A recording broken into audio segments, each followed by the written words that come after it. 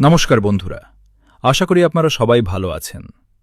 আজকের এই ভিডিওটি আপনারা শেষ পর্যন্ত দেখবেন আর আমার কথাগুলো একটু মন দিয়ে শুনে ভাববেন, এই অনুরোধটা রইল। আমরা প্রত্যেকেই জীবিকার তাগিদে কোনো না কোনো কাজের সঙ্গে যুক্ত। প্রতিদিনই আমরা ছুটে চলেছি নিজের কাজ, নিজের দায়িত্ব আর নিজের পরিবারের জন্য। কিন্তু আজ আমি এমন কিছু মানুষের কথা বলবো যাদের কথা আমরা অনেক সময় ঠিকভাবে ভাবি না বা গুরুত্ব দিয়ে দেখি না। যখন পুজো বা কোনো অনুষ্ঠানের আয়োজন করেন, তখন সেই অনুষ্ঠানটাকে সুন্দর করে সাজিয়ে তোলে কিছু মানুষ। Sound, light, LED screen, stage setup, এই সব কিছুর পেছনে যাদের অক্লান্ত পরিশ্রম থাকে, আজ তাদের কথাই বলবো। অনেক জায়গায় অনুষ্ঠান বাতিল হয়ে যাচ্ছে, আর তখনই একটা বিষয় খুব চোখে পড়ে। অনেক কমিটি মনে করেন, অনুষ্ঠান তো হলো না, তাহলে পুরো টাকা কেন দেব? বন্ধুরা, এখানে একটু ভেবে দেখার দরকার আছে। অনুষ্ঠান বাতিল হওয়ার কারণ কিন্তু সেই টেকনিশিয়ানদের নয়। এই ঝড় বৃষ্টি, প্রাকৃতিক দুর্যোগ, এগুলো কারোর হাতেই নেই। কিন্তু এই পরিস্থিতিতে সবচেয়ে বেশি ক্ষতির মুখে পড়েন তারাই। ভাবুন তো, দামি দামি sound system, light, LED screen, এইসব ইলেকট্রনিক যন্ত্রপাতি যদি একবার বৃষ্টিতে নষ্ট হয়ে যায়, তাহলে সেই ক্ষতি কত বড় হতে পারে। এমনও হয়, সেই ক্ষতির টাকা মেটাতে হয়তো তাদের কয়েক মাস ধরে কাজ করতে হয়, তবুও পুরোটা উঠে আসে না।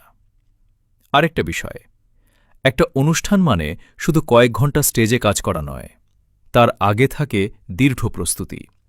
গাড়িতে জিনিসপত্র তোলা, দূর থেকে নিয়ে আসা, আবার নামানো, ভারী ভারী মেশিন সেট আপ করা, এইসব মিলিয়ে প্রায় পুরো কাজটাই সম্পন্ন হয়ে যায় অনুষ্ঠান শুরু হওয়ার আগেই।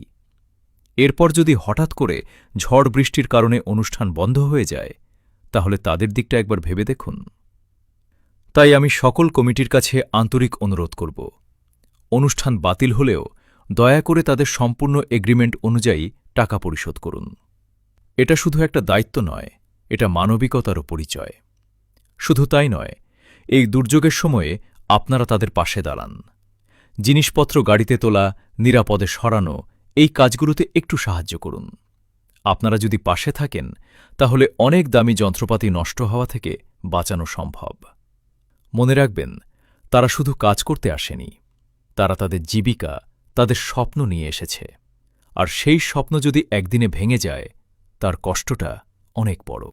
আমরা যারা কমিটির সঙ্গে যুক্ত, আমাদেরও তো নিজেদের কাজ আছে, নিজেদের উপার্জন আছে। একটু নিজের জায়গা থেকে ভাবুন, আপনি যদি বেশি পরিশ্রম করে কম টাকা পান, আপনার কেমন লাগবে?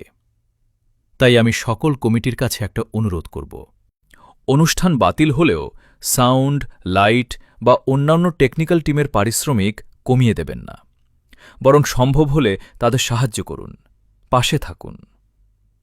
আরেকটা গুরুত্বপূর্ণ কথা, অনেকেই বলেন এই সময়ে প্রোগ্রাম বুক করা উচিত না, কিন্তু বাস্তবটা হল এই বুকিংগুলো অনেকদিন আগেই হয়ে যায়। তখন তো কেউ জানে না সেদিন ঝড় বৃষ্টি হবে কিনা।